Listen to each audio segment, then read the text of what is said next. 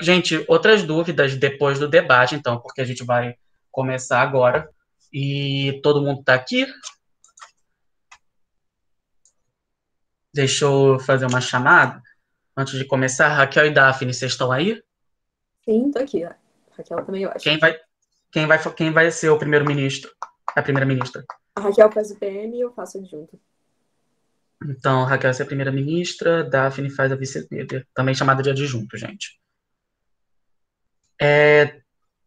Primeira oposição, Claudionei e Ellen, os dois estão aí?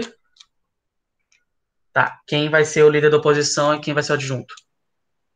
Ellen faz este líder da oposição e eu faço adjunto. Tá.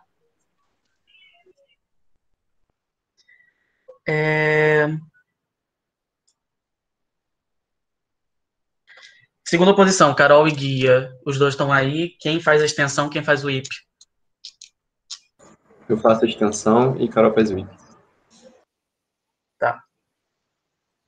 Drey e Louise. Eu vejo a Louise aí. Drey também tá aí? Eu faço a extensão e o Drey faz o IP. Tá. Então, Drey tá aí? A internet dele tá meio ruim. Vou esperar um pouquinho, então.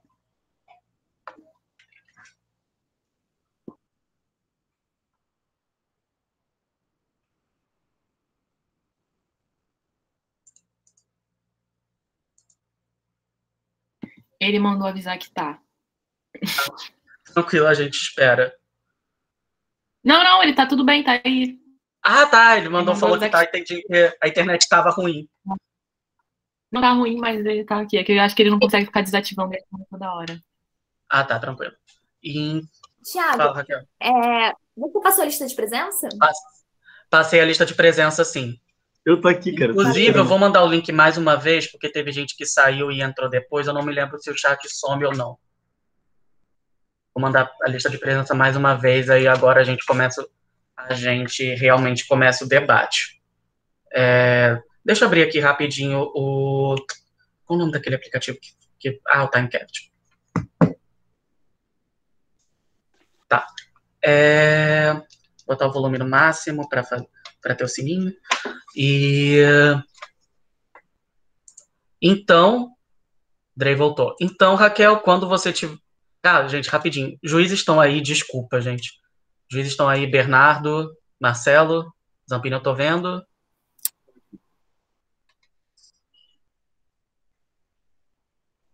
Eu tô, Thiago. Marcelo aqui. Bernardo? Tá, também. Então, Raquel, quando estiver pronta, pode começar.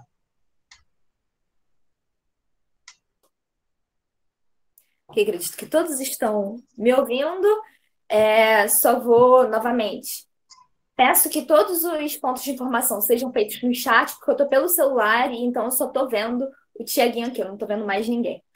E com isso, eu vou começar aqui o meu discurso. Essa casa taxaria instituições religiosas, porque nós acreditamos que esse é o melhor modelo quando a gente pensa no Estado laico, e sim, a gente está centrando esse debate aqui no Brasil. E qual seria esse modelo de taxação? Basicamente, atualmente, as instituições religiosas, todas, seja espíritas, católicas, protestantes, elas são isentas de pagar impostos como o IPTU, IPVA, impostos sobre renda e tudo mais. E agora, a partir desse momento, elas começariam a pagar. Mas, a partir disso, a gente tem que abrir aqui uma ressalva, que é o seguinte: assim como para indivíduos, por exemplo, se você mora em uma casa pequena, ou especialmente se for uma área que não é tão privilegiada assim, tudo mais, você é isento do IPTU, assim como você, quando tem uma renda pequena, você não paga imposto de renda, essa mesma discricionariedade seria feita em relação às instituições religiosas, novamente para poder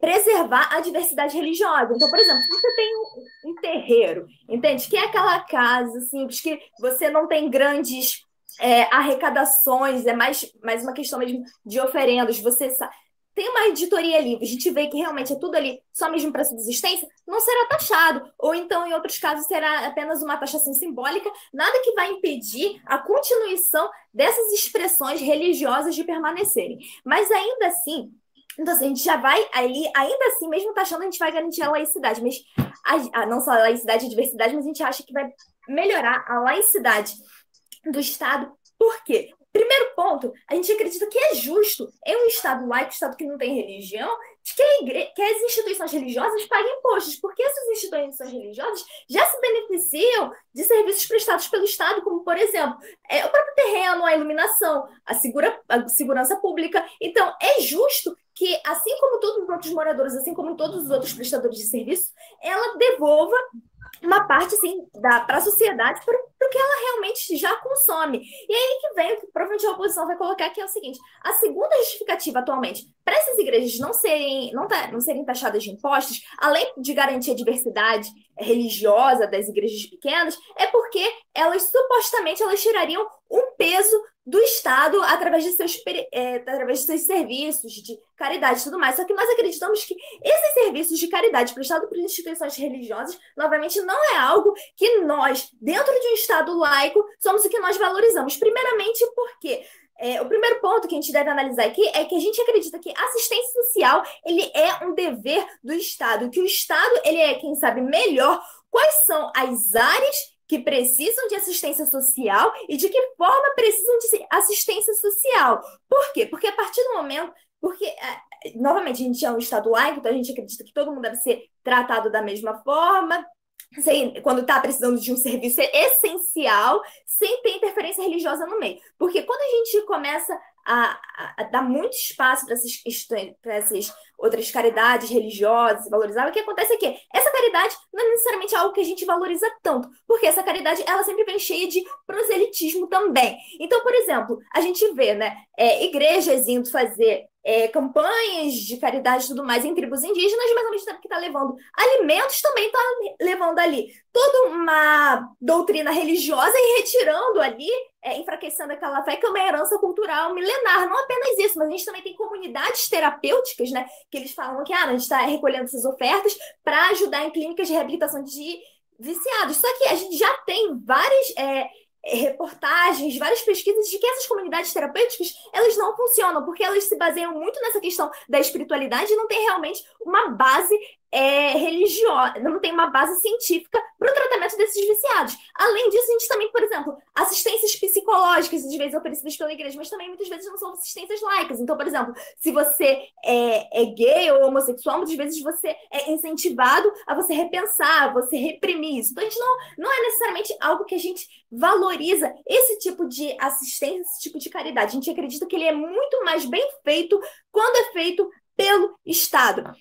É através de que, novamente, não vai ser toda a oferta, né, que é dada pela igreja que vai fazer assistência social, é simplesmente mais uma contribuição, novamente, por quê? Porque ela está dentro de um Estado, então se todo mundo contribui, ela também deve contribuir, e ela vai, novamente, como eu já disse aqui, vai ser só uma parte, assim como todo mundo contribui, né? Isso aqui não é socialismo que a gente vai estar retirando tudo das igrejas. E o último ponto que a gente vai trazer aqui, né, antes de dar os pontos de formação, é que a visão das igrejas de bem-estar social é uma visão diferente do Estado, porque enquanto a gente acredita que o bem-estar social da sociedade é a garantia de bens essenciais, como moradia, acesso psicológico, acesso à comida, água, etc., existe uma visão muito mais espiritualizada dessas igrejas que afetam no próprio serviço que elas prestam. Então, por exemplo, para elas, o maior bem social que elas podem dar para uma comunidade que está sofrendo é aquele consolo espiritual, o consolo emocional. Então, o que acontece é que elas não vão investir, boa parte do que eles falam que é de caridade, que é assistência social, não é necessariamente dar um prato de comida e tudo mais. Muitas vezes é investir em imprensa, que a gente vê Igreja Universal, Igreja da Graça, eles têm a sua própria imprensa para poder fazer mais proselitismo, empresas fonográficas, comprar horários de televisão. É para isso que boa parte das ofertas, na realidade, elas são investidas. Mas antes disso, ponto de informação da segunda posição. Ô, Raquel, eu fiquei com uma dúvida. Essa casa ela já é taxada por IPTU, por exemplo. Ela vai ser duplamente taxada? Ela vai ser taxada como casa e como instituição religiosa? Não entendi. Não, ela vai ser. O que ela não paga, ela vai passar a pagar, incluindo, por exemplo, essa questão sobre as ofertas. Entende que não vai ser tudo, mas vai ser uma parte em relação sobre renda e vai ser proporcional. Esse é o ponto que a gente está trazendo. Então, por exemplo, o que a gente está trazendo aqui é que quando a gente olha o status quo atual da diversidade religiosa aqui no Brasil, a gente vê que, ao mesmo tempo que a gente tem, sim, algumas igrejas que realmente fazem um bom trabalho, a gente também tem uma grande expansão da teologia da prosperidade e dos megatemplos que estão cada vez mais... que eles arrecadam milhões de ofertas, comprando ali emissoras de televisão, emissoras fonográficas, e não estão necessariamente dando um contributo direto para a sociedade. Pelo contrário, muitas vezes eles usam esse programa de televisão até mesmo para promover mais intolerância religiosa, como a gente viu ali no caso do chute da Santa. Então a gente não acredita que essa isenção vai trazer uma sociedade mais diversa, ou então mais laica. A gente acredita que, novamente, essa taxação das igrejas é o melhor para o Estado laico que a gente quer. Muito obrigada. Muito obrigado pelo discurso, Raquel. Agora, quando estiver pronto, eu chamo o líder da oposição, o Claudionei. É a Ellen. Ellen. Sou eu. 10 segundos, gente. Ah, desculpa. Eu anotei errado aqui no meu guiazinho.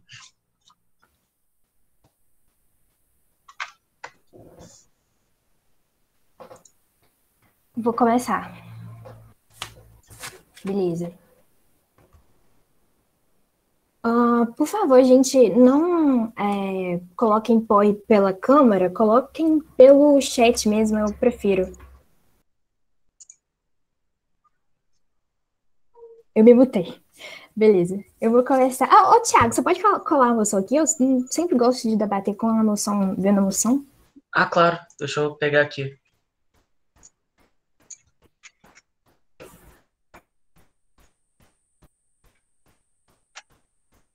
Beleza. Começando em 3, 2, 1. Beleza, por que a gente não taxaria as instituições religiosas?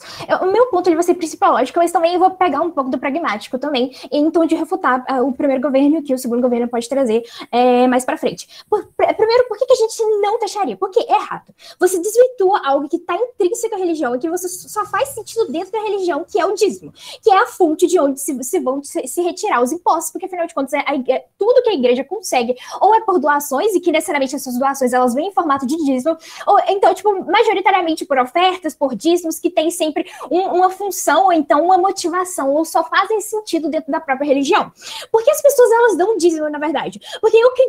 Porque eu acredito que, segundo os mandamentos, essa é a porcentagem que eu devo dar para a igreja, que é um dever que Deus colocou para mim, ou então Deus, ou o ser supremo, não só nas religiões cristãs, mas qualquer outra religião, os deuses supremos que eu sigo, eles requerem isso de mim como uma forma de gratidão, ou seja, ele me ajuda muito na minha vida privada, ele me ajuda me ajudando cotidianamente no meu emprego, me ajuda a prosperar. Então, basicamente, é um mandamento que eu tenho que seguir, é uma forma de eu expressar a minha gratidão de forma bem prática mesmo, não só acreditando e seguindo ele nas minhas ações cotidianas, que não envolvam dinheiro, mas também porque eu acredito naquilo. Além disso, outras religiões também, eu preciso de dar o dízimo, porque a partir dele que ocorre a manutenção do templo onde eu frequento. E isso aqui é muito importante, muito relevante para esse debate, porque muitas vezes eu vejo o templo como uma segunda casa, porque eu me identifico com o espaço onde eu posso me expressar, e eu e meus pares podemos expressar genuinamente o que a gente acredita. O templo é a concretização da casa dos deuses, ou do Deus que eu sigo, que eu venero, e eu acredito que é só por meio do dízimo que eu faço genuinamente parte daquele local, porque eu me sinto parte não só afetivamente ou sensivelmente, compartilhando coisas, ou então compartilhando a minha vida com as pessoas que também seguem essa religião, mas eu participo concretamente também, eu me sinto muito mais pertencente, muito mais compondo realmente aquela casa, que é a minha segunda casa, que é extremamente importante para mim, porque eu ajudo concretamente, eu ajudo a construir, eu ajudo a manter um espaço que seja confortável, que eu me sinta identificado naquele local. Por isso que o dízimo é algo tão relevante, é uma tradição muito valiosa para os fiéis e para a composição da religião como um todo. Se você tem o imposto em cima daquele dízimo que é dado pelas pessoas, você tem um ferimento de um direito de expressão, porque basicamente você teria o Estado interferindo diretamente em algo que eu acredito, interferindo diretamente na funcionalidade de algo que eu acredito que é relevante para minha religião, porque o sentido do dízimo visa justamente o objetivo único e intrínseco à religião. Então, não cola aqui dizerem que os impostos ele têm uma função social e teoricamente eles serão revertidos para a população. Mas primeiro, antes de tudo, a gente tem que entender que o Estado ele colhe impostos das mais variadas formas, nas mais variadas esferas da sociedade, cobre de várias formas. Então, basicamente, por que em cima do dízimo não pode ser cobrado? Porque, basicamente, ele tem uma função que não é social. É justamente estar dentro da igreja e ele faz para a igreja, só faz sentido naquilo. Então, basicamente, o Estado ele estaria interferindo diretamente num dos direitos que é se expressar. E é por meio do dízimo que eu expresso a minha fé. Então, por isso que é tão ruim você taxar as igrejas. Segundo que essa arrecadação foi trazida pelo primeiro governo de uma forma muito bonita, quando na verdade isso não acontece. A arrecadação é muitas vezes considerada, antes de eu refutar o primeiro governo, essa arrecadação é muitas vezes considerada ilegítima por causa pelos fiéis, porque também os fiéis que também devem ser respeitados, porque afinal de contas eles são cidadãos e que também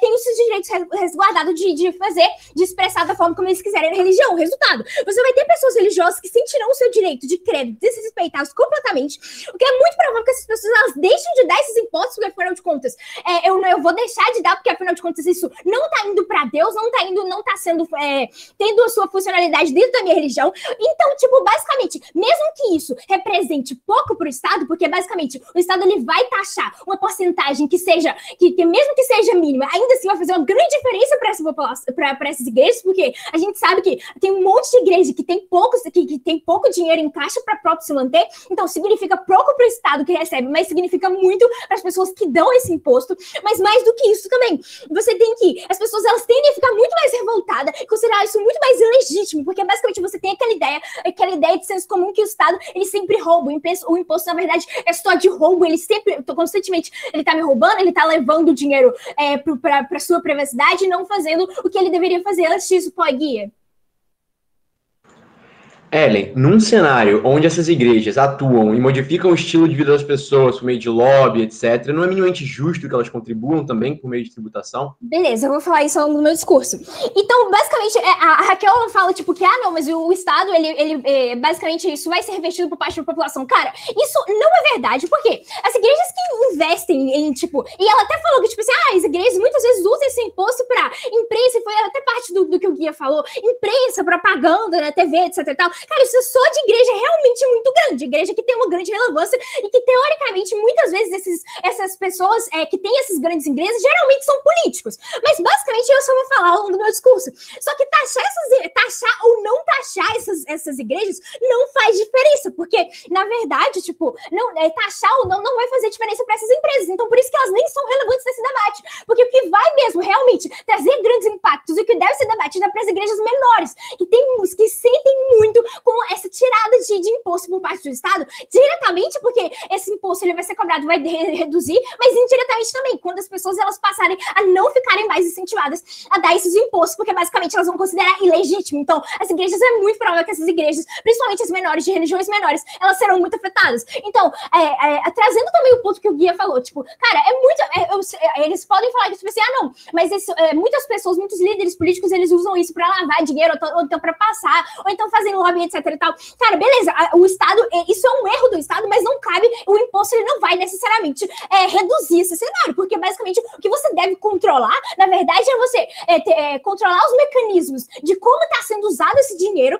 basicamente, tipo, não controlar necessariamente dentro da igreja, mas controlar como que se está saindo algum recurso por parte daquele político que seja de origem duvidosa, ou basicamente nesse sentido. Os lobbies da igreja também, basicamente, elas fazem porque pessoas que acabam voltando nesses líderes religiosos, mas você cobrar ou não imposto dentro dessa igreja não vai fazer diferença, não vai alterar nesse cenário. Então, basicamente, por que a igreja é tão importante que essa igreja ela tenha isso? Porque mais da importância do dízimo diretamente para o fiel, você tem que a assistência muito bem mais feita. O Estado ele não chega na maior parte das regiões, principalmente nas regiões mais pobres, e muitos fiéis, eles só conseguem chegar em alguma instituição que possa realmente ajudá-los diretamente, seja por cesta básica, seja por qualquer outra coisa, por meio dessas igrejas. Acesso mais direto, enfim, gente, acabei. Obrigada. Tá, Fih. Zap. Obrigado pelo discurso, Ellen. Agora eu chamo a vice-líder do governo, a Daphne.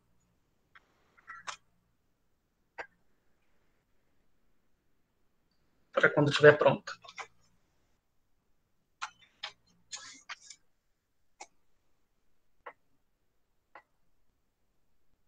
Então, me dê só um segundo para botar meu cronômetro. Ver se ainda tem o Debate Keeper instalado. Segundinho.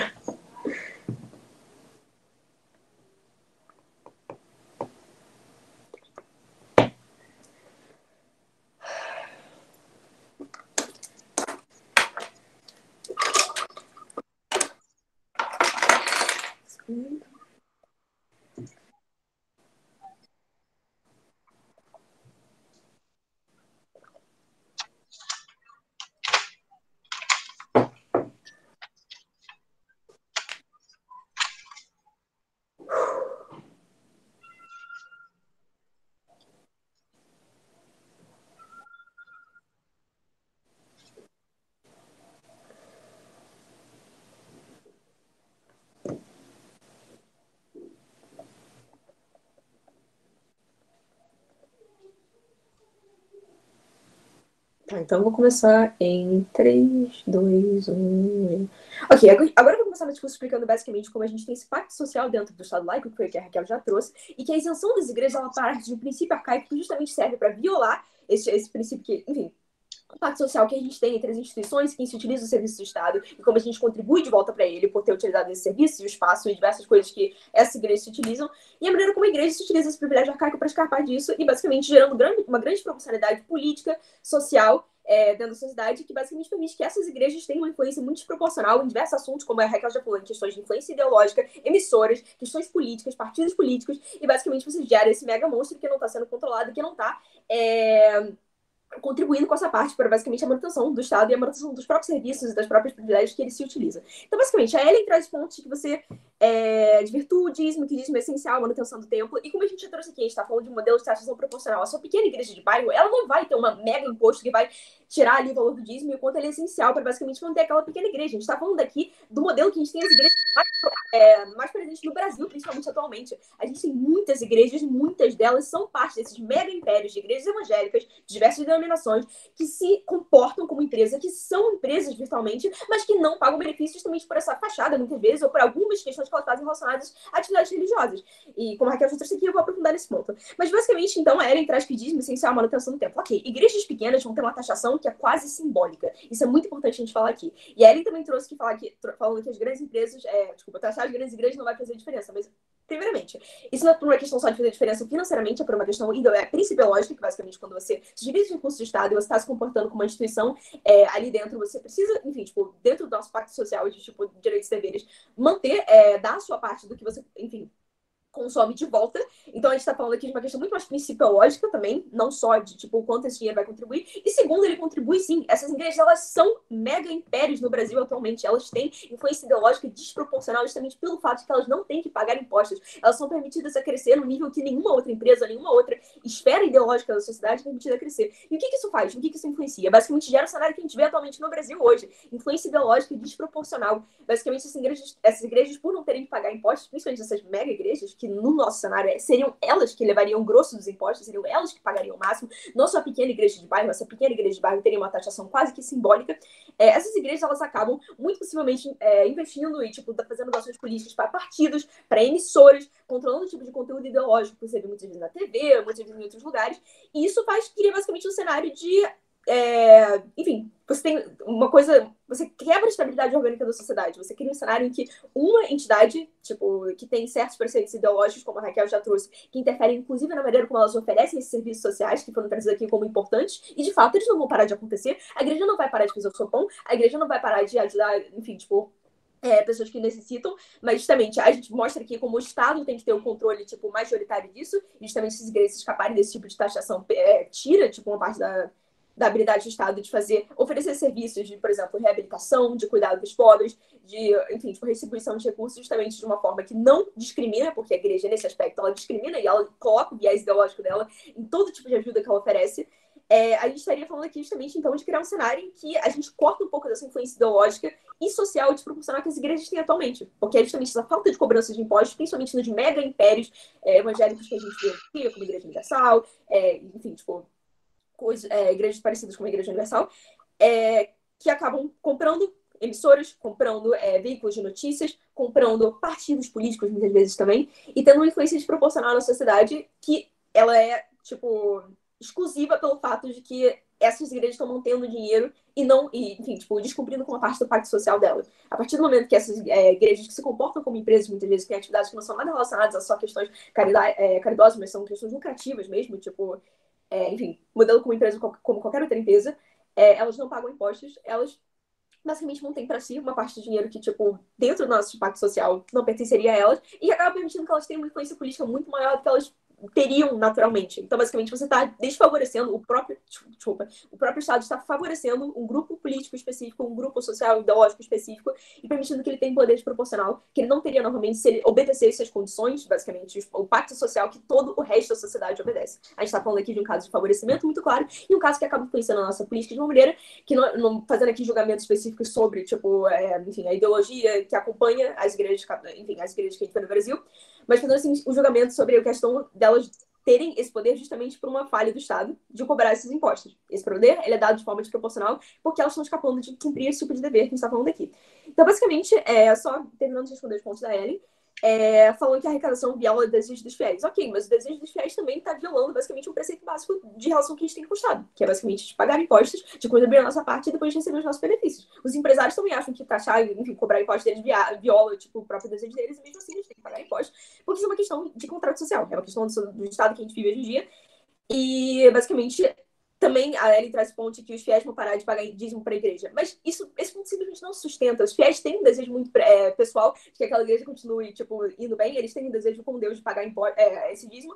E esse desejo não some a partir do momento que uma parcela pequena daquele dízimo, principalmente na maioria das igrejas, que são igrejas pequenas, uma parcela pequena do dízimo, como algo, tipo, 2, 5% ali do seu dízimo vai ir para o Estado. Isso você não mostra em momento algum porque essa sensação seria suficiente para fazer aqueles fiéis romperem com a sua obrigação com Deus, porque ela ainda é parcialmente com Deus. Tipo, mesmo que você tenha essa cobrança de impostos, você ainda tá, tipo, tendo uma grande parte do dízimo e ele ainda vai continuar indo para a igreja. Então, assim, esse ponto também não fica claro. Então, basicamente, por mais que todos os pontos que a primeira oposição traz sejam em algum nível válidos, eles não supõem, eles não ficam sobrepostos aos nossos pontos, que tem muito mais a ver com a questão da manutenção do Estado, questão de oferecimento de serviços para a população inteira, questão de justiça do Estado perante o resto da sociedade com essa instituição, de não favorecer uma instituição mais do que qualquer outra, de não favorecer um ponto ideológico mais do que qualquer outro. Então, basicamente, a gente está tratando aqui de uma questão toda de como funciona o nosso Estado e da estabilidade da nossa sociedade, que se sobrepõe à questão do desejo dos fiéis, que com certeza vão continuar pagando seu dízimo, porque, mesmo assim, uma grande parte dele ainda vai para a igreja, e que, basicamente, vai ter um efeito muito positivo nisso que a gente está falando, justamente sobre o Estado continuar sendo o maior provedor de serviços. E falando sobre os Estados não chegarem em diversas partes da sociedade, como a Ellen falou, justamente, a igreja vai continuar chegando lá. A gente está falando só de taxar uma parte, ela não vai parar de oferecer serviço, ela não vai parar de ter a sua função 100%. A gente só vai garantir que o Estado seja o primário nessa questão, enfim, a igreja não fuja de pagar esses impostos e contribuir para essa questão de que o Estado pode oferecer de uma maneira assim, com muito menos viés ideológico que a igreja ofereceria. Então, por todas essas questões que a gente trouxe aqui, de influência ideológica e social desproporcional, de igrejas que se comportam como empresas e não pagam impostos como empresas, de uma questão de contrato social que a gente tem com o Estado, a gente considera que seria muito importante essa casa passar a taxar as instituições religiosas e por isso a gente defende com muito orgulho. Muito obrigada.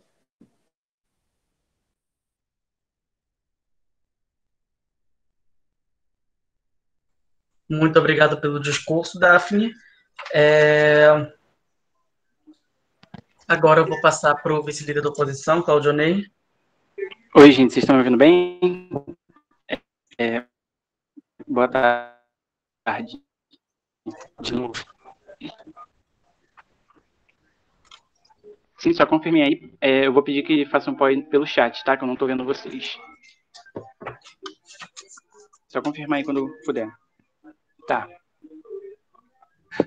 Vou começar em 3, 2, 1. Mesmo, o primeiro governo, muito provavelmente o segundo governo, vão focar muito nesse caso de grandes igrejas e como isso seria importante porque eles atuam como empresas. Mas o que a gente precisa entender para esse debate é que em ambos os cenários o principal que a gente precisa considerar é a garantia do princípio da liberdade religiosa. Primeiramente, o mais importante para a gente considerar nesse debate são os pequenos templos e instituições, como a Ellen já falou, que são a grande maioria no país e que principalmente vão ser as mais afetadas, ainda que tenha esse mecanismo que o primeiro governo apontou. Em todo lugar, basicamente, você encontra uma igreja, um centro espírita, algo nesse sentido. Então é extremamente importante a gente sim considerar principalmente as pequenas instituições nesse debate. Ok, o nosso caso principal lógico, é focado basicamente em mostrar como a gente o princípio da liberdade religiosa com essa proposta.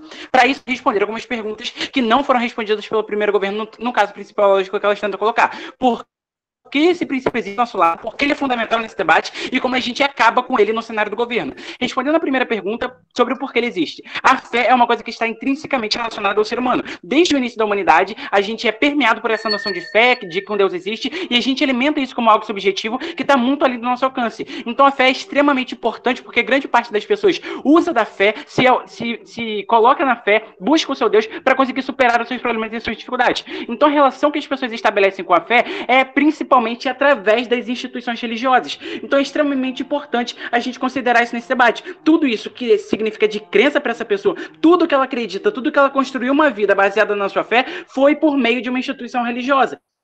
Então o princípio de liberdade religiosa nasce justamente a necessidade de conseguir fazer com que essa consiga estar a sua fé sem que haja qualquer tipo de intervenção estatal para prejudicar a conexão da pessoa com Deus. Segunda pergunta do nosso caso principiológico, por que ele é fundamental para esse debate? Todas as bancadas precisam considerar que nesse debate, o que a Ellen já trouxe no discurso dela, no momento que a gente tem o Estado taxando essas instituições, elas são sim obrigadas a pagar impostos, haverá uma necessidade muito maior de que as pequenas instituições, principalmente, comecem a cobrar o imposto do seu fiel. Porque como que funciona hoje? Como a Raquel falou, se hoje ela já tem que pagar água, luz, enfim, com a sustentar, sem esse imposto, ela ainda, além de pedir contribuição para pagar todas as despesas que ela já tem, como o aluguel do espaço e tal, ela ainda teria que pagar o imposto novo que o governo quer. Isso é extremamente prejudicial, ainda que seja numa medida de proporção. Isso é extremamente prejudicial se a gente pensar nesses pequenos templos que muitas vezes já pedem contribuição voluntária para conseguir se manter e não para conseguir pagar o imposto ou para usar o dinheiro como uma grande instituição que não só usa o dinheiro para se manter, mas usa para conseguir outras coisas também. Por isso que considerar esse cenário das pequenas instituições nesse debate é o mais importante. O primeiro governo muitas vezes não consegue engajar com isso. Muitas vezes quando a gente fala dessas instituições, elas estão atuando nessas localidades onde elas estão inseridas, e elas fazem não só esse trabalho de conectar os fiéis com a sua própria fé, mas elas também pedem contribuições para fazer ações, muitas vezes, comunitárias. E não necessariamente é todo o contexto das grandes instituições que pedem isso para poder lucrar também. As outras bancadas não podem ignorar esse princípio lógico nesse debate e tem que levar em consideração e precisam responder como no cenário deles a gente não fere esse princípio de garantia da liberdade religiosa e como isso é menos importante para a gente considerar nesse debate. A última pergunta do nosso princípio lógico é justamente como no cenário do governo a gente fere esse princípio. A liberdade religiosa consiste principalmente no ato de não haver nenhum ou dificuldade para que você consiga ir a sua fé. É isso que é liberdade religiosa.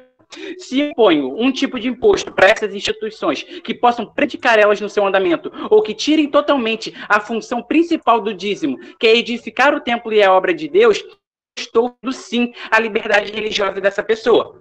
Resumidamente, se ela dá o dízimo única e exclusivamente porque ela acredita que o seu dinheiro vai estar indo para a igreja e para o seu projeto de fé e ele precisa ser enviado para o Estado, eu estou ferindo sim a liberdade dessa pessoa. Se o Estado obriga esses templos a pagar imposto e o dízimo é direcionado para isso, a gente sim fere a liberdade religiosa. As outras bancadas só se engajarem com esse princípio lógico e mostrarem como ele é menos importante que os outros casos e principalmente como a gente não fere isso no cenário deles. Algumas respostas ao caso do primeiro governo. Raquel diz que o Estado... Pode fazer o pó, Gui. Ô, Johnny, num cenário onde a gente vive num Estado laico e o dinheiro do imposto das igrejas é redistribuído para serviços públicos, o número de afetados na nossa medida não é muito maior?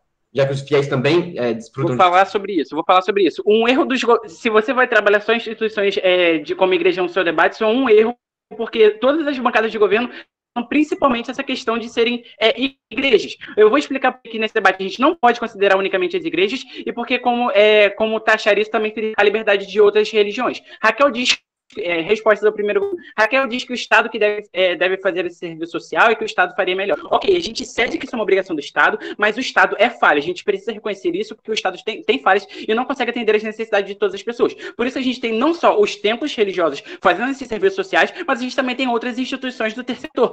Tudo isso é necessário porque a gente não consegue fazer com que o Estado chegue em todos os lugares, então isso também precisa ser considerado que muitas vezes os únicos lugares que conseguem ter, algum tipo de serviço social, serviço básico para sobrevivência, muitas vezes só consegue chegar por uma instituição religiosa. Outro ponto que a gente não pode desconsiderar é que essa moção não trata apenas de igrejas, e é o que eu respondo ao Guia também. Isso é uma falha do primeiro governo. Elas não engajam muitas vezes com o cenário de outras instituições que são sim pequenas e que não são da religião predominante, que é a religião católica ou a cristã como um todo. Então, além de essas instituições que são de religiões minoritárias terem muita dificuldade para se estabelecer, e a gente precisa considerar isso aqui no debate, porque elas sofrem preconceitos, elas são taxadas socialmente, são julgadas socialmente, não tem nenhum tipo de incentivo para conseguir se estruturar, principalmente as religiões de matriz africana. Agora, com essa moção que o governo propõe, a gente ainda estaria colocando um empecilho muito maior para essas pessoas conseguirem exercer essa liberdade religiosa, que seria taxando esses templos. Então, além de todo o preconceito social, toda a dificuldade que eles já convivem diariamente, eles ainda teriam que pagar o imposto para conseguir se manter. Então, isso dificultaria muito que a gente conseguisse ter essa diversidade como um todo. O primeiro governo também aponta que a criação dos impérios em torno da igreja, o segundo governo também faz sobre isso. Isso não é exclusivo, justamente porque esses impérios não vivem só da igreja, eles já conseguem vários outros meios para se manter no poder, e então eles, muito como a Daphne já falou, eles montam empresas por trás disso. Então, se os principais líderes dessas igrejas, eles fazem lobby, eles fazem uso político, eles desviam o dinheiro do Estado, o próprio dinheiro da igreja, o Estado já tem outros mecanismos para resolver e solucionar esse problema. Você tem aí o COAF, por exemplo, para verificar as movimentações atípicas e tal. A gente não necessariamente, simplesmente ao taxar essas instituições religiosas, a gente conseguiria resolver o problema das grandes instituições que criam impérios e arrecadam milhares de dinheiro com isso. Por isso eu muito orgulho meu povo.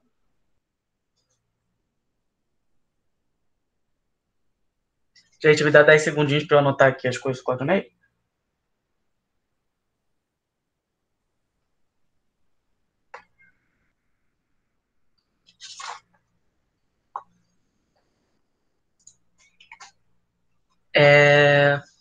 Muito obrigado pelo discurso, Claudionei. Agora vamos partir para a extensão do governo, quando estiver pronto. Vocês estão me ouvindo? Minha internet estava um pouco instável. Estamos te ouvindo bem tranquilo, Guia. Show. Então vamos lá. 1, 2, 3. Painel, a métrica, que é a régua com que este debate deve ser julgado, é o que é melhor para a maioria das pessoas, enquanto indivíduos, visto que o dano às pessoas religiosas, por exemplo, aos fiéis, é proporcionalmente menor do que o impacto positivo para toda a sociedade. O frame desse debate é que, atualmente, principalmente nos países subdesenvolvidos, as religiões dominantes são instrumentalizadas para fins individuais. Pastores como Valdomiro Santiago, Edir Macedo e tantos outros que se aproveitam do seu palanque, do poder financeiro que possuem, para impactar a política nacional, a vida das pessoas, em prol de se fortalecerem individualmente. Veja que os grandes templos não dominantes são dominantes e tiveram sua finalidade deturpada e agora agem como verdadeiras empresas buscando o lucro. Este é um debate majoritariamente sobre grandes templos religiosos, porque eles são os mais poderosos e os mais afetados por essa medida. Os impactos em templos menores são proporcionalmente menores e, portanto, menos importantes, contrariamente do que vive dizendo a primeira oposição. Em razão da ausência de tributação, essas igrejas não prestam contas ao Estado adequadamente e são muitas vezes utilizadas como instrumento de lavagem de dinheiro, impossibilitando o efetivo combate à corrupção por parte do Estado, já que as igrejas são extremamente poderosas e contam com um tratamento privilegiado nessa legislação. Por fim, mesmo que no melhor cenário da oposição, este enquadramento que eu estou falando aqui fosse falso, e ele não é, o Estado ainda é o melhor ente para fazer a distribuição do dinheiro via arrecadação tributária.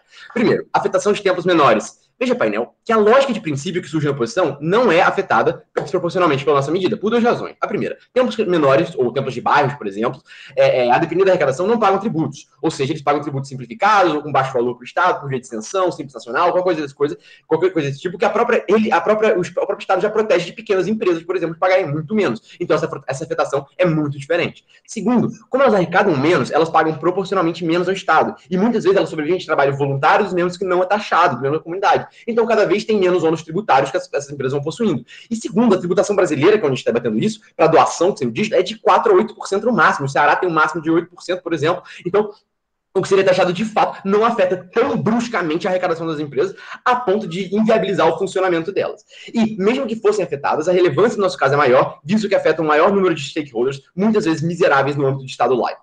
Segundo, uma igreja atua dentro do Estado como lobby. O Claudionei trouxe o COAF aqui, mas o COAF sequer bota a sua mãozinha no meio de igreja porque ele sabe que é vespeiro, ele sabe que vai ser picado, ele sabe que vai ter gente fazendo lobby e que não vai querer fazer nada disso. Então, majoritariamente, essas empresas já têm muito poder e elas têm o privilégio da legislação de falarem que está de fora disso. Então, ninguém quer mexer com isso. Se a gente tributa, ela agora é legalmente obrigada a fornecer esse tipo de informação para o Estado e fornecer o tipo de informação que a gente precisa para tributar. Então, é mais fácil a gente até mesmo ver e fiscalizar esse cenário.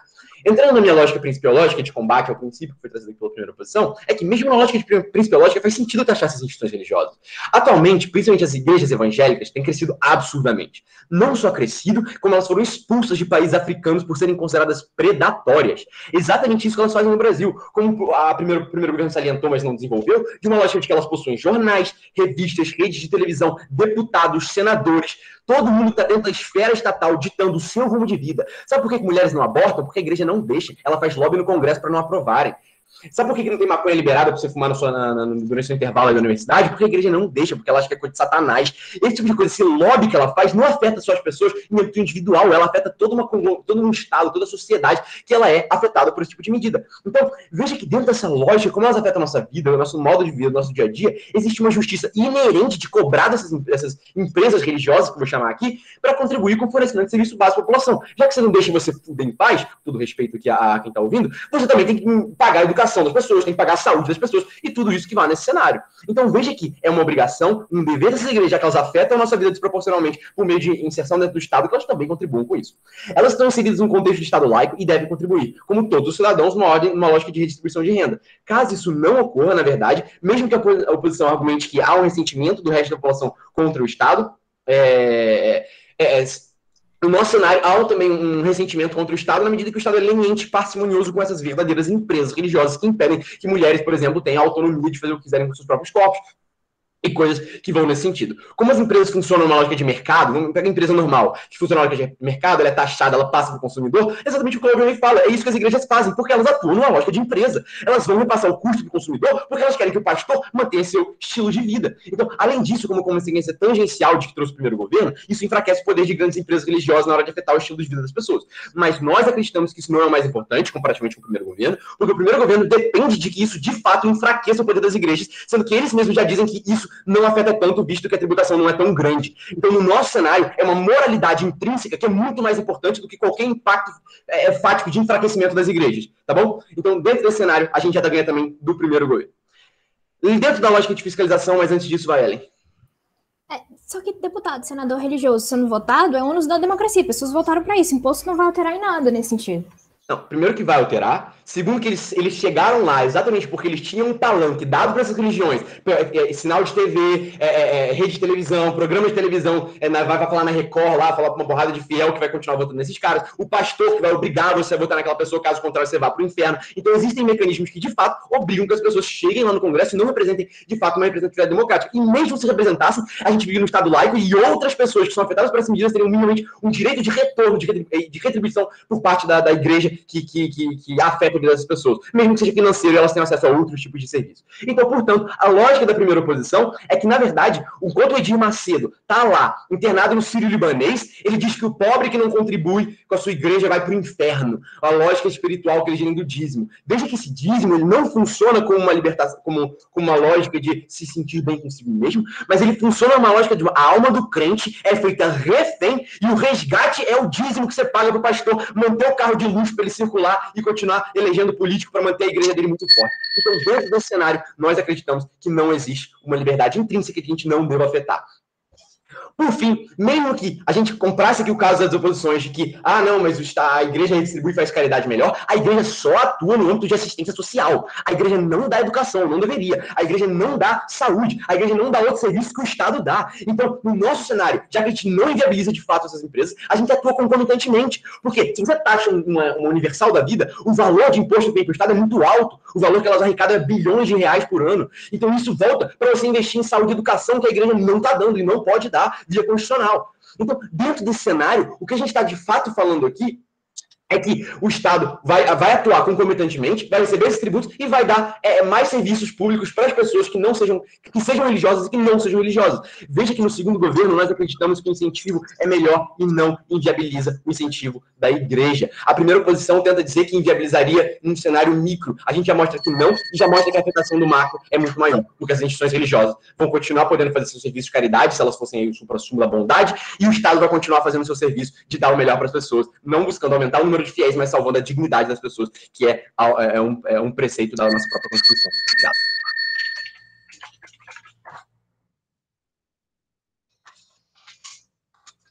Muito obrigado pelo discurso, Guia. Agora vou para a extensão da oposição, quando estiver pronta. E aí, galera? Estão me ouvindo? Estamos sim, Louise. Vamos defender a igreja hoje, então. Vou começar em 3, 2, 1. Então, galera, todas as bancadas, na verdade, nesse debate, elas têm um grande problema aqui que ninguém aponta, como se as igrejas elas fossem acabar essas mega igrejas com a questão da tributação. Só que, assim, o debate inteiro esquece que as grandes empresas elas continuam existindo ainda que sejam taxadas. A gente aqui está falando que a gente não pode taxar essas instituições religiosas justamente por uma questão das próprias religiões menores.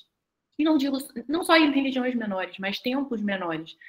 Há a questão das religiões menores, como Candomblé, Umbanda, essas igrejas, a lógica do dízimo é uma lógica cristã, não é uma lógica que é usada por essas outras religiões. Então, até a forma de arrecadação delas é diferenciada, elas conseguem arrecadar menos. E ainda que a gente pense na lógica do dízimo. Se a gente for pensar no ano passado, que o auxílio emergencial era de R$600, o dízimo é R$60 para a igreja. Então, assim, existem igrejas pequenas que não iam conseguir sobreviver só com o dinheiro, tendo ainda que pagar impostos, além de elas terem que pagar aluguel, porque elas têm que pagar aluguel, elas têm que pagar várias questões, e ainda iam ter que pagar os impostos. As igrejas elas não conseguiriam sobreviver, essas pequenas igrejas. E, por exemplo, as pequenas igrejas que são cristãs, essas pessoas elas não vão deixar de ser cristãs porque a igreja do bairro deixou de existir. Elas vão para as igrejas maiores, porque elas vão continuar sendo cristãs. E a partir do momento que elas vão para uma Assembleia de Deus, para essas igrejas que são enormes e gigantes, elas fortalecer ainda mais essas igrejas gigantes. Porque essas igrejas gigantes, gente, elas criaram tentáculos, como todo mundo apontou aqui, e é justamente isso, elas criaram tentáculos ao ponto de elas terem um canal de televisão que ofere lucro. Elas têm várias empresas, elas se diversificaram, elas conseguem lucrar em vários setores. Então, elas já são taxadas em diversas formas, elas continuariam sobrevivendo. O ponto são as igrejas menores, que deixariam de existir e fariam com que esses fiéis das igrejas menores fossem para as megas igrejas. Então, no cenário de vocês, as megas igrejas ainda se fortalecem mais. E no nosso cenário, a gente dá força justamente para as igrejas menores, que são pontos de resistência dentro de localidades onde o Estado não chega, e elas conseguem se fortalecer. Então, no nosso cenário, essas pequenas igrejas, elas continuam existindo, elas vão se fortalecer e essas pessoas vão continuar existindo. Porque essas igrejas, gente, essas igrejas gigantes, essas mega igrejas, a gente já está até exportando. Se o Brasil tem uma coisa que o Brasil exporta é soja e igreja evangélica, porque exporta para o mundo inteiro. Elas vão para lugar até que elas são taxadas, porque elas têm muita força, elas conseguem lucrar até onde a gente nem imagina. Elas fazem, tá até reality show, né, fazendo, a igreja está lutando a Igreja Universal para Record. Então, assim, elas conseguem lucrar, elas arrumam um jeito, elas vão pagar os impostos, porque elas conseguem lucrar. O ponto são as igrejas pequenas que não conseguem lucrar e não conseguem arrecadar. E aí, a lógica é justamente, o Brasil ele não consegue taxar direito, né? Tanto é que os mais pobres, eles são sempre mais afetados pela tributação, e a mesma lógica seria para os religiosos. O segundo ponto que a primeira oposição chegou a falar, mas é mais do que o que a primeira oposição falou, que foi a questão da função do altruística, que quando você doa, você quer aquilo dali como um benefício altruístico, religioso, espiritual e tudo mais. Não é só por isso, não. É porque a questão da imunidade tributária que existe para as igrejas é justamente por uma questão da lógica que não existe lucro. O intuito religioso, esses tributos dos impostos em cima das questões religiosas, tempos religiosos, elas não são tributadas, justamente porque elas não oferem lucro, é algo que é uma doação, é algo que as pessoas dão porque elas querem, e tem meses que elas não vão doar, tem meses que elas não vão doar, e não é algo previsível, não existe como você prever o quanto que as pessoas vão doar. Então é muito difícil você tributar algo, você vai colocar no orçamento um ônus que você não sabe, não é previsível o bônus, não é uma empresa, não funciona numa lógica de empresa, ainda que existam as mega igrejas, a gente assume que existam, a gente está falando também das pequenas, que não conseguem oferir tanto retorno financeiro. Como eu estou falando, tem localidades que as pessoas ganham R$600 do auxílio emergencial. E quando ganhavam auxílio emergencial de R$600, gente, R$600 é um valor muito pequeno para o custo que existe de manutenção do local, aluguel, luz, água, energia, etc. Por isso, pela questão do lucro, que essas igrejas elas não visam lucro, é justamente que não são tributadas e não deveriam ser tributadas. E aí, o terceiro ponto que eu vou falar é justamente sobre a questão que a primeira oposição tentou falar, mas eu vou falar além do que a primeira oposição falou, e já refutando a bancada de defesa, que foi sobre a questão das religiões agirem em algumas regiões como o Estado. Cara, a influência dessas igrejas, ela não é a causa, ela é a consequência da ausência de Estado. Seguinte, essas pessoas, elas agem de forma de olhos fechados, em religiosas, e isso influencia na política, isso influencia em vários eixos e tudo mais, mas a culpa disso não é a questão da tributação, é porque o Estado, ele não age nesses lugares, o Estado não vai nesses lugares, o Estado ele não tem interesse em agir e criar política social, assistência social para essas localidades. O Estado não tem interesse, o Estado ignora certas regiões. E a consequência disso é o fortalecimento da religião. Isso não é a causa. O problema disso não são as igrejas. É uma consequência da ausência de Estado naquelas localidades. Então, essas pessoas, elas ganham força. Essas igrejas, elas ganharam tanta força justamente porque o Estado não vai nesses lugares. O problema não são as igrejas, é a ausência do Estado. E aí isso acaba tornando as pessoas realmente intolerantes religiosas e tudo mais, mas a culpa disso não são as igrejas. As igrejas, na verdade, são uma consequência da ausência do Estado. Elas se encontram ali como se encontram em outras localidades. O ponto é que elas são as únicas que fazem alguma coisa por aquelas regiões, porque o Estado mesmo não se interessa. E aí vocês falam, mas a igreja faz isso em troca. Por exemplo, você vai receber um prato de comida desde que você vá no meu culto. Tudo bem, mas pelo menos aquela pessoa está recebendo um prato de comida. É melhor zero, melhor ter alguma coisa do que zero, do que não ter nada. A consequência disso pode ter consequências maléficas?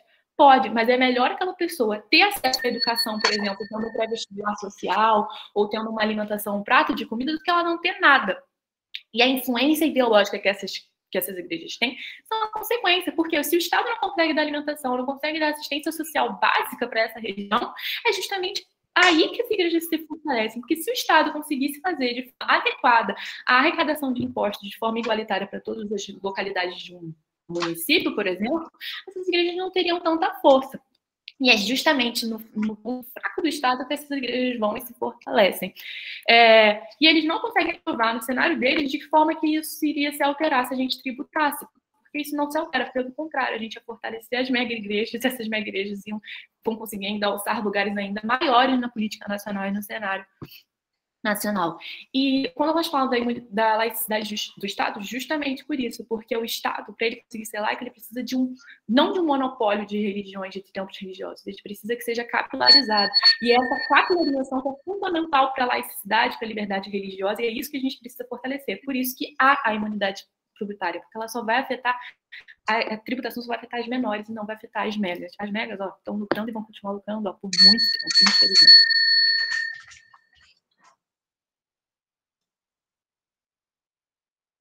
Gente, me dá 10 segundinhos aqui para terminar de copiar o que a Luísa disse.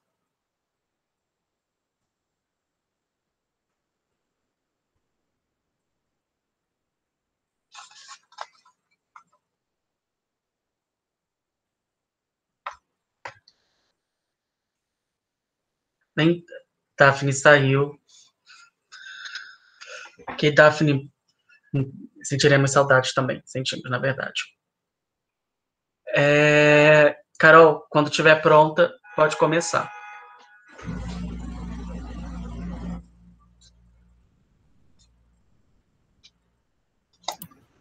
Gente, vou pedir para vocês fazerem os pontos de informação pelo chat também, porque eu botei o cronômetro na tela e aí não dá para ver todo mundo. E vou começar o meu discurso em... Não, peraí, rapidinho. Tá. Vou começar meu discurso em 3, 2, 1. Mesa, eu vou dividir meu discurso em, primeiro, explicar por que a gente ganha esse debate, eu e Guia, nos diferenciando do primeiro governo, que foi a Raquel e a Daphne. Depois eu vou mostrar como que a primeira oposição perde e a segunda oposição perde também, porque eles estão errados dentro do cenário da moção desse debate. Em primeiro lugar, a Raquel e a Daphne, elas partem por uma lógica de justiça, de ter que pagar porque nós vivemos no Estado laico e por isso a igreja deve pagar para contribuir como qualquer outra instituição religiosa, financeira, enfim, que seja. Depois elas falam um pouco sobre a caridade ter um fundo religioso e como que, na verdade, a caridade da igreja não é revestida de sentimento verdadeiro e puro, mas sim para poder trazer aquelas pessoas para o cenário que elas acham certo. Beleza, tudo isso é muito bom, só que isso só se sustenta com a argumentação do Guia. Em primeiro lugar, a gente se diferencia delas falando que a gente mostra não só que o Estado é um ente administrativo muito melhor de capacidade mesmo de saber gerir aquilo, justamente por ele ser um ente administrativo e ter um know-how de como administrar qualquer tipo de dinheiro, mas também como que é o Estado que vai conseguir diferenciar e direcionar esse dinheiro justamente para as áreas que precisam. Então, o Guia traz para a gente aqui como que é muito relevante que o Estado arrecade esse dinheiro acima da taxação das igrejas para poder reverter justamente para fatores como educação, como, enfim, emprego, saúde mesmo, coisas que a igreja não pode simplesmente dar para as pessoas porque não faz parte da competência delas, constitucionalmente falando. Então, a partir disso, elas também trazem essa questão da caridade e tudo mais, mas o nosso caso, meu e do Guia, é muito mais relevante, primeiro, porque o Guia responde por que as igrejas e os templos menores não são relevantes para esse debate, coisa que o primeiro governo não consegue responder tão bem assim, e fica muito mais claro no nosso cenário quando ele mostra que, na verdade, essas igrejas não seriam taxadas, não só proporcionalmente, mas como também são os monopólios das igrejas maiores, que são relevantes por terem muito mais dinheiro do que as igrejas pequenas. Segundo, ele explica por que a arrecadação, na verdade, não afetaria, não só não as pequenas igrejas, como também não afetaria as grandes igrejas, justamente por elas já terem esse dinheiro muito grande, e justamente também por ajudar em outros setores e ajudar um público muito maior do que qualquer outro tipo de público afetado pela igreja. Então, o nosso stakeholder é muito maior, e principalmente porque ele mostra que o governo simplesmente não pode se dar o luxo de deixar de arrecadar dinheiro que vem dessas igrejas, justamente porque essas igrejas são ricas, essas igrejas têm bastante dinheiro, e pra gente, enquanto governo, falta dinheiro pra gente. Justamente por isso que o governo precisa continuar arrecadando, porque não tem dinheiro suficiente. De argumentos novos e diferenciação ainda do primeiro governo, o Guia traz que, em primeiro lugar, também, já que a igreja influencia tanto no nosso mundo, influencia tanto com tantas coisas diferentes, como, por exemplo, com maconha, como a questão do aborto, ou, enfim, simplesmente a questão de você ter tanto preconceito mesmo, questão de homofobia e tudo mais, a igreja minimamente precisa contribuir um pouco com isso, já que ela se faz pau a pau com o Estado nessa influência diária nas nossas vidas.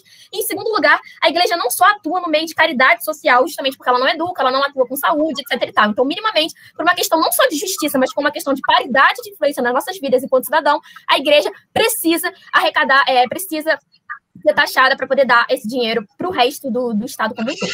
Tá. Agora, a diferenciação para a primeira oposição e por que eles perdem esse debate para os governos, precisamente para o segundo governo. A primeira posição fala um pouco, tentar ir para um caso principiológico de que, em primeiro lugar, seria errado por causa do vínculo subjetivo dos fiéis com a fé. Então, a gente estaria taxando uma coisa, diminuindo um pouco principiologicamente a liberdade religiosa. E, em segundo lugar, eles falam que quem pagaria o pato são as igrejas pequenas, como uma parte do argumento das oposições como um todo. Tá. Em primeiro lugar, o que a Ellen fala? Ela fala que não deve taxar porque é errado. É a partir disso que ocorre a manutenção do templo. Então, o dízimo é muito necessário para a igreja como um todo, porque como é que você vai fazer um templo bonitinho se você não tem um dízimo para os fiéis darem? O grande erro da argumentação da Ellen e do Claudionei é justamente de acharem que todo o dízimo vai ser revertido para taxação. E, na verdade, não é assim.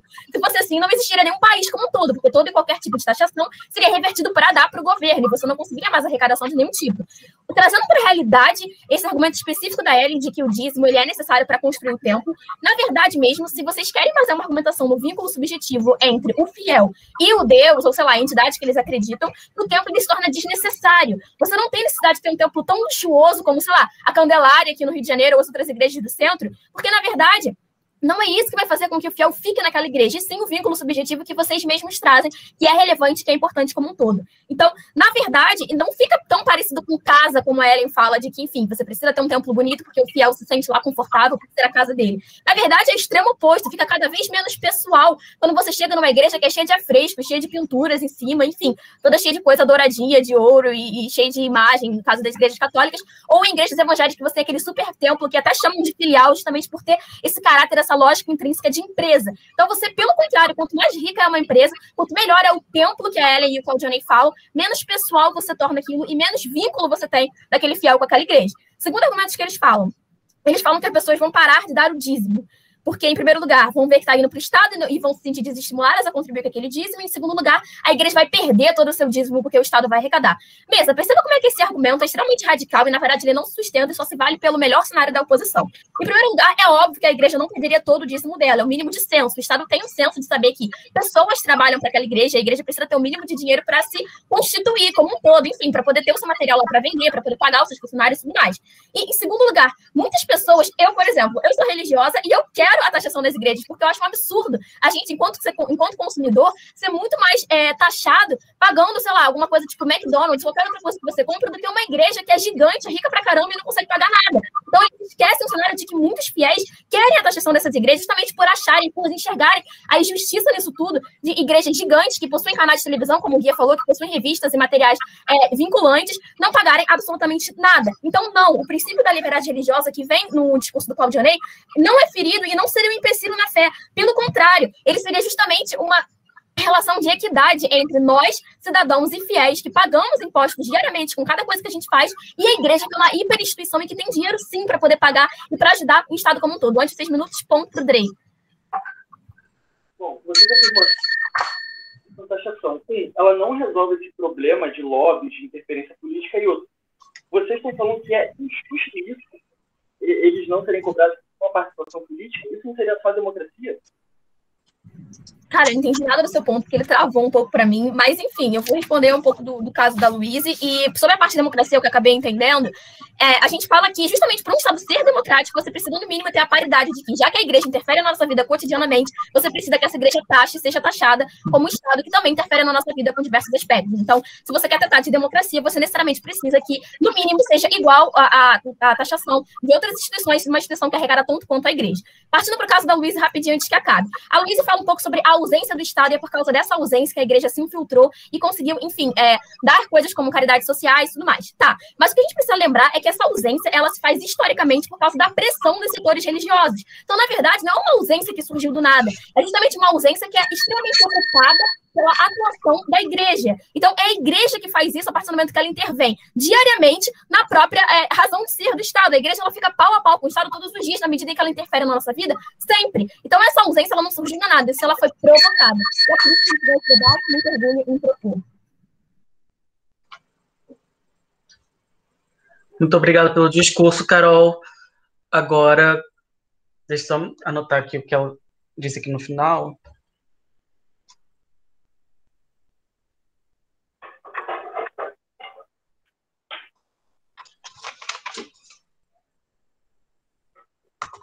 Drey, quando estiver pronto para finalizar esse debate, você pode começar comigo da oposição.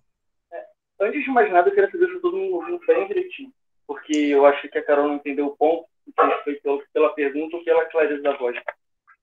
Então, Drey, eu consigo te ouvir bem, mas parece que como se tivesse um pouco de eco no fundo, não sei bem dizer o nome. Mas dá para te ouvir. Pra mim, no começo do seu ponto saiu travado. Aí eu só entendi a parte final da democracia. E parece meio eco, assim, sabe? Aí eu não entendi muito bem. Peraí, deixa eu tentar conectar aqui o Wi-Fi.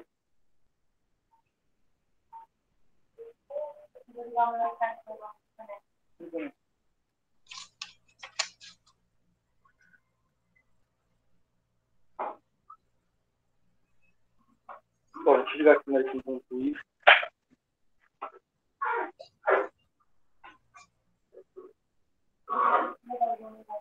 Thiaguinho, eu acho que vou começar assim mesmo. Tá dando para ouvir? O Wi-Fi não tá conectado. Tá bom. Só colocar o cronômetro aqui, então.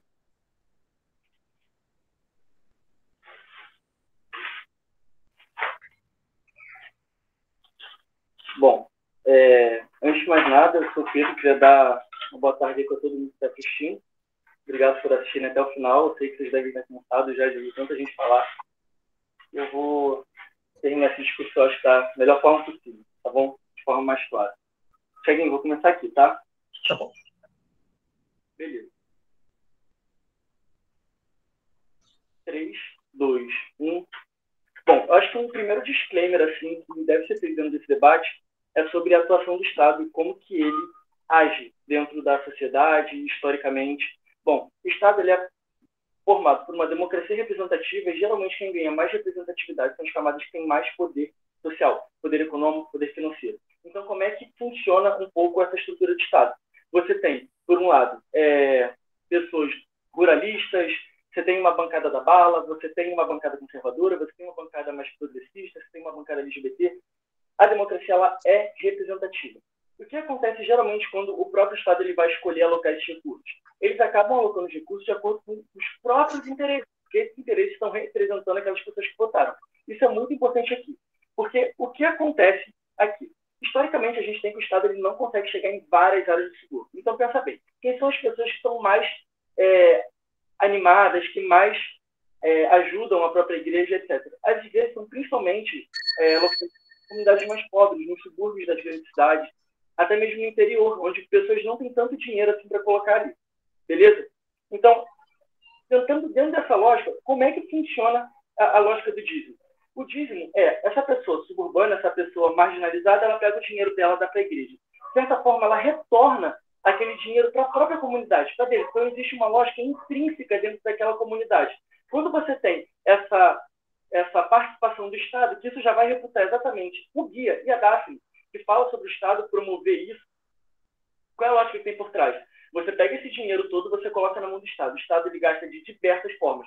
E uma das últimas formas que ele gasta é você dar algum tipo de benefício para sua população. O exemplo disso é aqui mesmo no Rio de Janeiro. Como que os hospitais eles funcionam muito melhor na Zona Sul, como Rocha Faria, como Miguel Couto, etc., e em comparação ao Pedro II lá em Santa Cruz, que várias pessoas morrem. Então, beleza. Existe uma comparativa assim que essas pessoas da igreja, quando elas, por exemplo, saem nas ruas para alimentar a população em situação de rua, que está ali passando fome, se ele não consegue aquela gentinha de madrugada para explodir da igreja, ele provavelmente vai estar mais sensível à doença, vai estar mais sensível a morrer, a perder a própria liberdade, a maior liberdade que ele tem, que é a própria vida. Então, apesar de você ter uma evangelização, de certa forma, ok, posso falar que isso aí, de certa forma, é ruim. Mas a gente tem uma comparativa aqui entre você não ter nada do Estado para essa população que está em situação de rua e você ter pelo menos uma comida, uma janta, uma quentinha ali e vir com essa evangelização, eu prefiro ficar com a evangelização, porque esse é um mal muito menor do que perder a própria vida, que é como essas pessoas em situação de rua ficam e acabam chegando nos hospitais morrendo e ninguém sabe nem que morreu, porque ele não é entregue de ninguém. Então, entre essa comparativa, a gente prefere ficar com a evangelização e com os serviços sociais da igreja. Vamos lá. A Daphne aqui e o Guia também, eles falam muito sobre o lobby político, etc, sobre isso. Bom, em nenhum momento eles conseguem provar que isso vai terminar esse lobby político.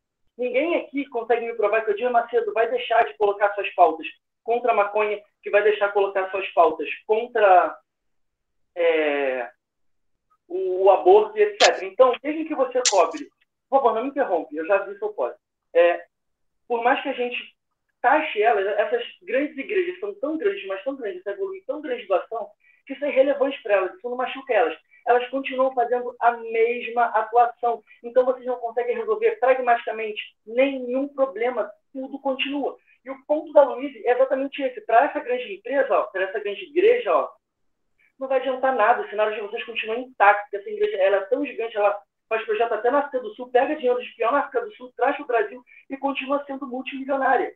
Então, o que acontece com isso, no caso de vocês, é que não muda absolutamente nada. Mas aqui, você tem um grande problema, que na hora de você, Gui, na hora de você, Carol, analisarem isso, vocês estão levando em consideração Edir Macedo, em consideração só as grandes empresas. E você mesmo, Gui, fala que a própria métrica desse debate é ajudar mais gente. Mas não é ajudar mais gente. É você conseguir ajudar as pessoas menos favorecidas. Porque ajudar mais gente, você realmente está ajudando as camadas de população que tem mais poder social, como eu expliquei naquela lógica de democracia representativa. Mas no nosso caso não, a gente consegue chegar onde exatamente o Estado nunca chegou. E foi isso que a Luísa falou. A igreja só está lá porque não existe um Estado. O Estado nunca, historicamente, se provou estar lá. Então, é exatamente dentro dessa métrica que é muito mais importante para pessoas menos privilegiadas socialmente que a gente ganha em detrimento da sua métrica, que é a maioria ganha. Mas vamos lá. Também tem uma análise aqui que é muito importante ser feita, que eu entendo, Gui, que o seu caso não está prevendo corrigir todos os problemas sociais. E você fala que é justo que esse imposto seja cobrado por eles, porque eles participam da democracia ativamente. Só que pensa, qual é a raiz da causa? O que determina uma pessoa pagar um imposto? É ela participar politicamente, ela exercer o seu direito político, os seus valores, as suas moralidades, cantar dentro do Congresso e defender aquilo. Isso, quem faz a bancada conservadora, é qualquer bancada, porque a democracia ela é representativa, isso é justo dentro desse cenário que a gente está inserido. Então vamos lá. Você fala que, já que eles estão fazendo lobby, proibindo coisas de questões de maconha, aborto, etc., é justo que eles vão e contribuam para o governo. Vamos falar sobre essa arrecadação aí do Estado.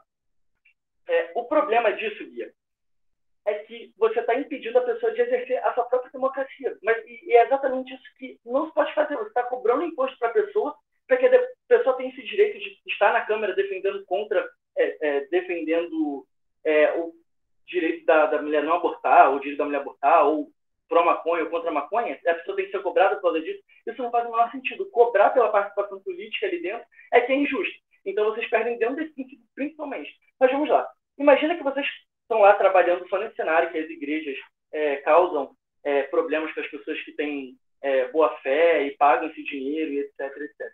Vamos lá. Ainda que esse Estado ele consiga esse dinheiro para arrecadar, ainda que esse Estado ele seja lindo, maravilhoso, perfeito, e consiga distribuir esse dinheiro para a saúde, educação, como você e a Daphne dizem, ainda que isso aconteça, isso não é justo, porque a igreja ela não gera nenhum tipo de valor. A igreja não é uma máquina de produtividade. Ela não pega um insumo, transforma esse insumo e gera riqueza. Ela funciona mais ou menos como uma ONG. Ela recebe doações. Essas doações podem acontecer ou não. Principalmente em terreiro, essa doação não acontece. E o que acontece aqui? Você está taxando algo que não gera valor. O imposto ele é justo. A determinante do imposto não é isso de política que você falou, não. A determinante do imposto é quando você tem alguém que gera valor. Eu, Pedro, consigo gerar valor com o meu trabalho. Por isso eu sou taxado com imposto de renda. Uma empresa ela é taxada com os próprios valores e serviços da que ela gera. Mas uma igreja ela não gera nada. Uma igreja ela pode simplesmente não ter nenhum tipo de arrecadação. E vocês ainda assim falam em taxar essa empresa. Então aqui a nossa comparativa é principalmente entre a grande empresa, que vai ser do efeito, continua forte, e a pequena igreja, ali, um terreiro, uma sessão espírita que vai ter que pagar imposto sendo que eles não arrecadam absolutamente nada. Bom, esse é o meu discurso aqui. Valeu, galera.